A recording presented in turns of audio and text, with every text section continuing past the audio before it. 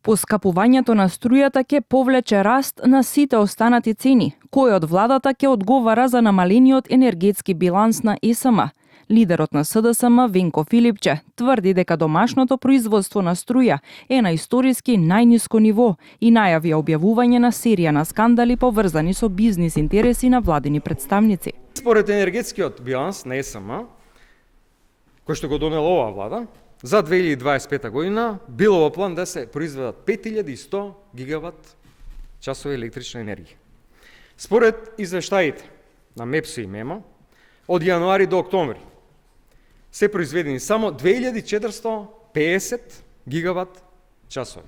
ЕСМ работело како пола од хидроелектричниот потенцијал на земјата да го немаме, да не работел. Потрошени се 62 милиони евра за да оваа струја се надокнади.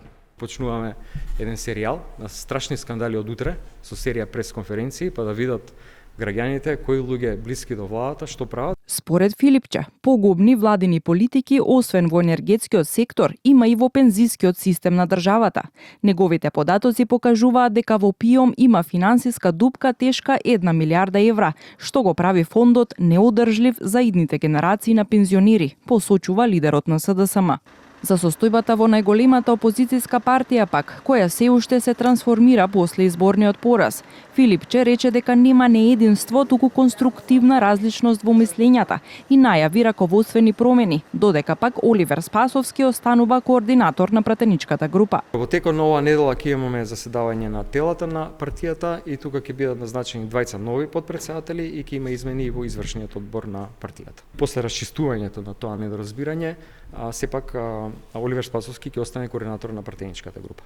Филипче веќе го предложи Александар Трајановски за нов потпредседател на местото на Ана Чупевска, додека името на вториот предложен рече дека ќе биде познат оваа недела, откако во јавноста се појави информација дека ќе биде сменет и потпредседателот Методија Илиевски. Почитувани представници на медиумите, ви благодарам на сите за